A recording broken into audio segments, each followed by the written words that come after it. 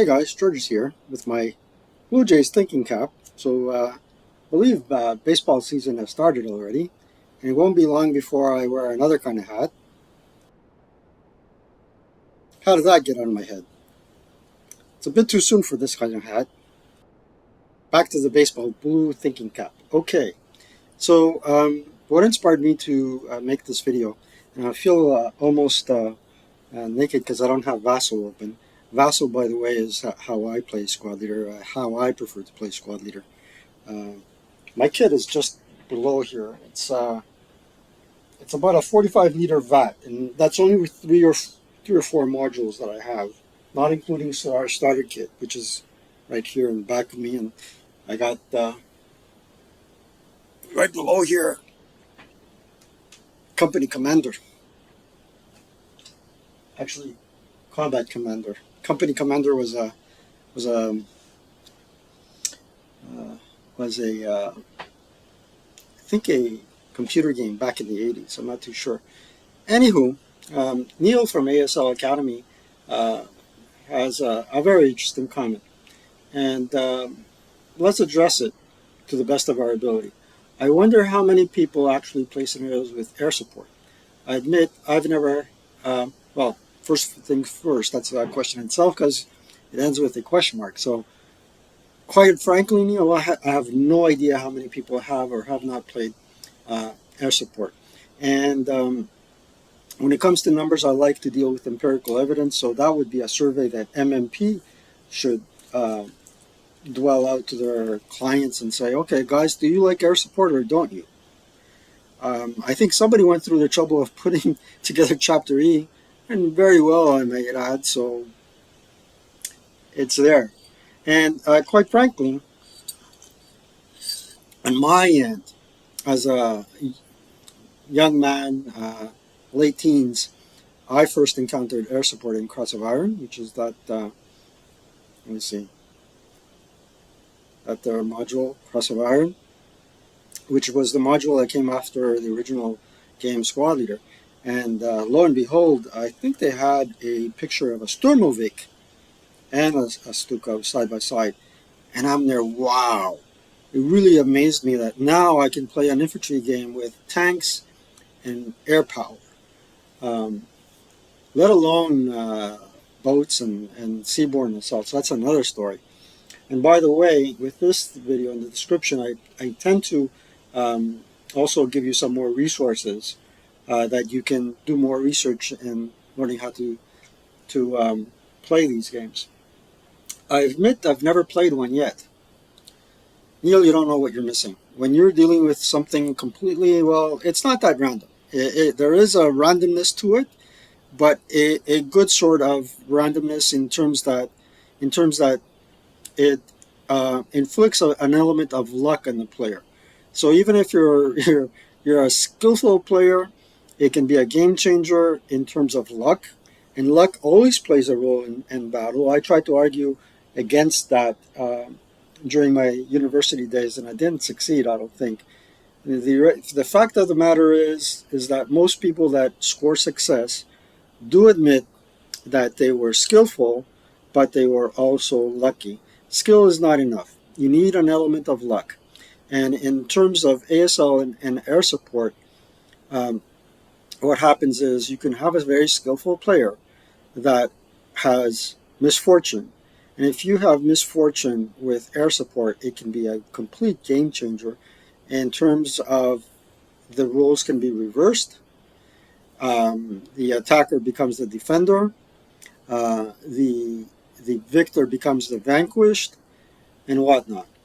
And you know, having that experience of your own Stukas attacking you, and typically it's Stukas, it's not Thermovics for some forsaken reason. Hey, that is quite an experience in itself. You got to experience it. Coffee, guys, Nescafe. We're out camping. Remarkably enough, I don't find it untasteful. It doesn't taste the same all the time, though. There's a lack of consistency. Anyway, other than the weather in Chapter E, I don't see people talking too much about the optional rules they're in. Yeah, the optional rules, I agree, but let's take a look at Chapter A. There's also snow, there's also drift. And with drift, even in more recent scenarios, the card style scenarios where you get the map board, the units, and the victory conditions all in one scenario, there is one that has gliders, and gliders have to do with drift. Snow drift and drift for gliders are the same, kind of. There's a similar element. Reckless raid, look it up. So here, I think a natural sequence of a video for the ones I've done earlier with air support would be to give folks like Neil and the rest of the gang some recommended scenarios to play to practice your air support and even go in full steam ahead with air support. So I was about to just give you a list of scenarios in a Word document, but I actually went through the trouble of scanning them. I won't show you the entire scenario card because I don't want to strike a copyright infringement. So with no further ado, let's look at what scenarios you can play in order to experience the full benefit. This is for Neil. Hey, buddy, go ahead, play an air scenario. You know, here they are. What scenarios you can play. Now, having said that, I have a very small advanced squad leader collection. I only have 3 core modules. I have Turning the Tide and Action Pack 1. And only the first 3 starter kits. And already, I have more than enough to play in my lifetime.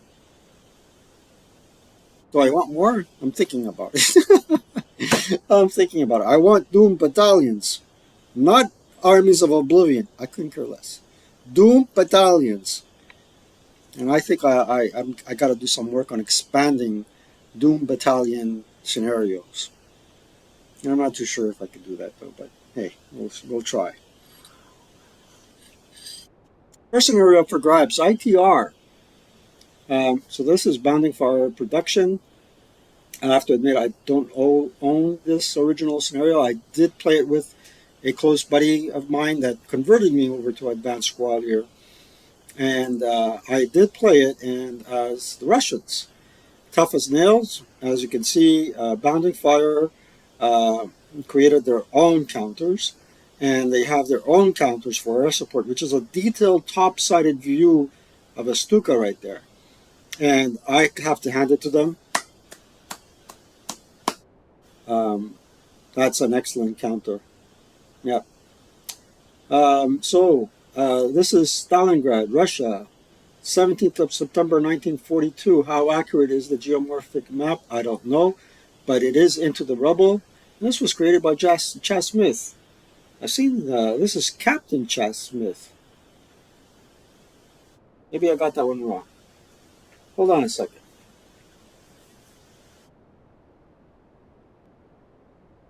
Oh, wow. Look at this. Armor Tactical Examples by Captain Chas Smith, U.S. Army. Right here. This is from journal number 2. I bought it from Wargamer Vault. And that's it. Another thing you can do to increase your collection is go to Wargaming Vault, where you can buy a PDF version of the previous years of ASL journals. And this was a resource I used in order to do my video on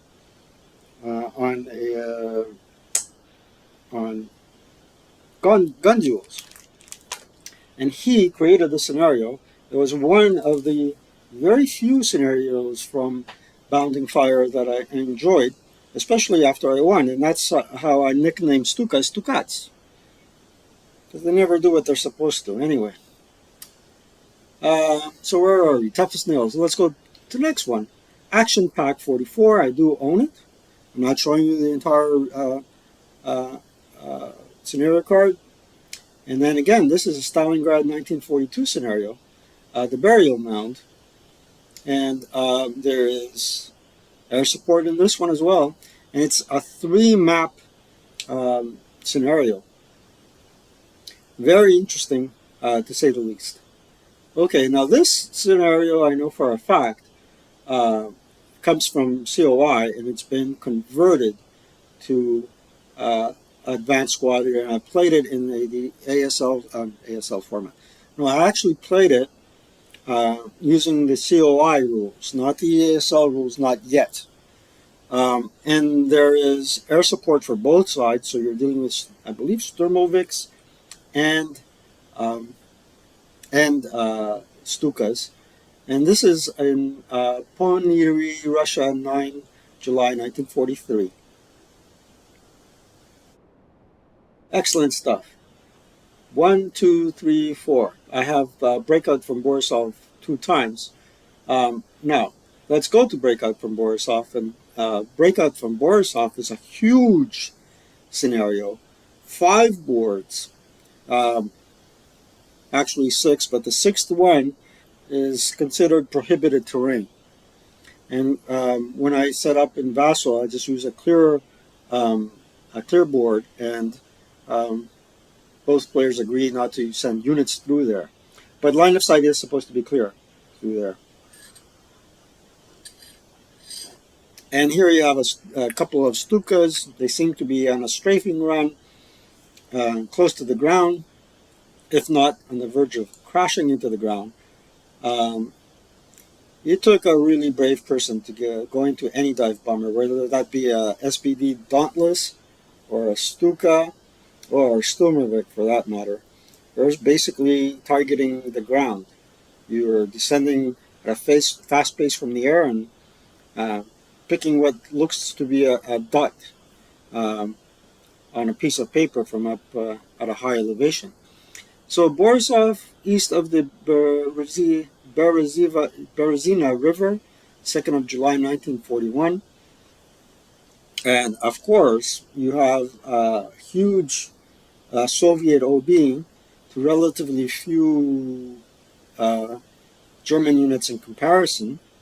And you're also handicapped with your initial move. And the Stukas can be a game changer, depending on how many you get and what turn they come in. And again, this adds an element of uncertainty to the scenario because there'll never be the same thing twice. Air power does play a difference. And if you don't want to deal with air power, I mean, this is what really sets something like Combat Commander apart from Advanced Squad Leader. Now, I'm not saying anything negative about Combat Commander. If you want to play infantry-only games, Combat Commander is an excellent system from my perspective. It was very well created as well. Granted, I haven't played it, but I have read the rules to some extent. I have watched videos with Stu playing Company Commander against an experienced player, and it seems to play rather well. However, what sets that game apart from Advanced Squad Leader or even regular Squad Leader is air support. Now, one thing that all these scenarios have in common, if you notice, is that they're all Eastern Front. And it appears to me why we don't have so many scenarios with air support on the Western Front is because I'm assuming that by the time the Allies landed in Normandy, the Allies had air superiority on the Western Front. However, that's not to say that that air support wasn't used. And as a matter of fact, there is a story out there that Michael Wittmann, the tank ace, the German tank ace that was in a Tiger, was actually obliterated by a Tempest firing rockets on his tank, as opposed to the Allied army. And I think there's a historical documentary on YouTube about that. I won't link to it, but I'm certain you will be able to find it. Now, having said that, I'd like to note that I have played scenarios with air support. I like air support. I am an aviation enthusiast. And to that extent, what I'd like to show you are my favorite World War II airplanes, apart from the iconic Spitfire Me-109, and what was the third one? Mustang, of course, P-51 Mustang. How could anybody go wrong with the Mustang? How could anybody forget about the Mustang? So here, with no further ado, my favorite World War II airplanes. So here we got the Tempest. And the reason why I like the Tempest is because as a ground support aircraft, it was an enemy to be dealt with. There were different models, of course. Let's go on to number 2. So number 2 is the P-47. And the reason why I like the P-47 is because it took a beating, kept on ticking, and it got back most of its aviators alive. It was armored. It was not easy to defeat. It was not easy to throw out of the air. And as you can see, it had a longevity past World War,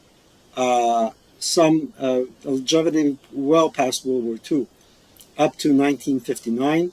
And it was used by a number of operators, a number of other nations. Italy, 100 received in 1950. Nicaragua, Peru, Portugal, the Soviet Union, Turkish Air Force, 180 P-47Ds from 1948 to 1954. The UK, US, Venezuela, and Yugoslavia, 150 aircraft in 1952. Imagine that. And number 3 is the Focke-Wulf 190, and it came in different variants. However, as you can see, it was used in ground attack and air-to-air. I'm not too sure if it enjoyed any post-war longevity in this case. It looks like that one was a captured version. But I'm sure when the Allies reversed engineered captured units of this airplane, it was probably some of the, oh look, it was used in post Hungary, Spanish state, Romania, the Soviet Union, Turkey. Turkey wasn't in the war. US and Yugoslavia. Post-war, one aircraft. To some extent, it was used, I suppose, to a small extent after World War II. Wow. But it was called the Butcher of the Skies, I believe. And here's the Wikipedia article on it if you want more information on it. In terms of modeling this airplane, and we're talking about modeling it for flight. And when you model an airplane for flight, for actual flight, it is interesting as to how well the model performs relative to the actual airplane. It's really amazing. Some striking similarities, not in terms of speed, but in terms of it being able to fly. Why the heck am I wearing a combat hat? Probably due to fear of the great Stukats. Now, that would lead me to another couple of things. And the other couple of things would be resources. If you want to model these airplanes in balsa wood and see them fly, there are 2 resources that I'd like to give a shout out to on YouTube. One is John Koptonak, and the other fellow is Max Flyart. And I'm sure you're both familiar with these 2 masters at making balsa wood airplanes. Now, there are plenty more, but I'd like to mention these 2 and see if we can get to their webpage. So here is John Koptonak's site, and he has a lot of tutorials as well as to how to make these birds, and his birds fly amazingly well, especially this little glider. And as you can see, he has step-by-step tutorials, which I like a lot.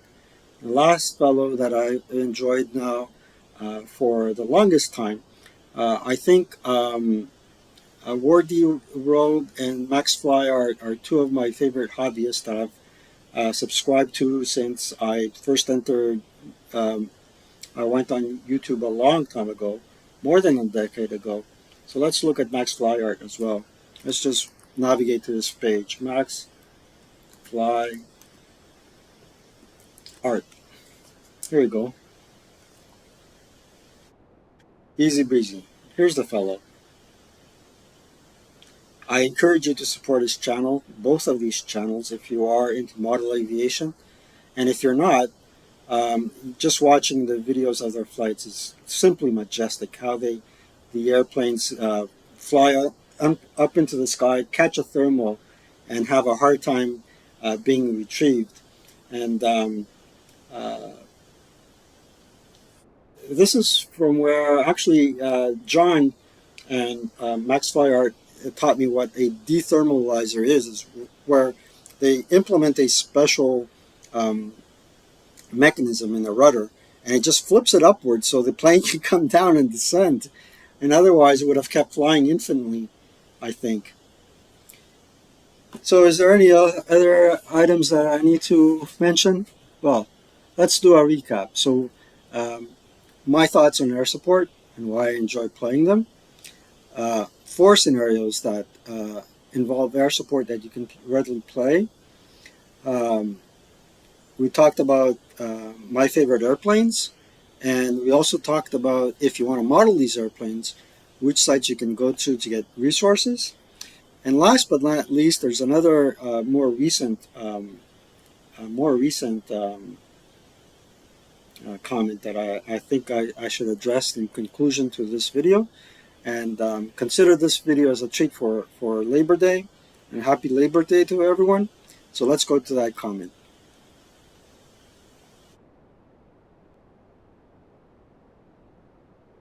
So I had a comment by Nick Mayhew 9722. Keep making these videos. Videos like these, people want to erase history, but let them stay in their safe places. Well, to which I replied, and this is the truth, and nothing but the truth. Some people have a hard time handling the truth. I had close relatives murdered during World War II by the Axis forces. I nearly died, killed by the Allied forces in the air by a strafing run. Anywho, stories both my parents recounted to me. Ultimately, our worst enemy is censorship that tries to hide horrific labels of hatred. The moment you suppress such labels, people of hate will simply invent new ones and go about their merry way. That's the truth. And since I was a young man, I always lobbied against censorship. Censorship is a way of suppressing your foes, and it's the most effective way of the most effective way dictators rise to the top.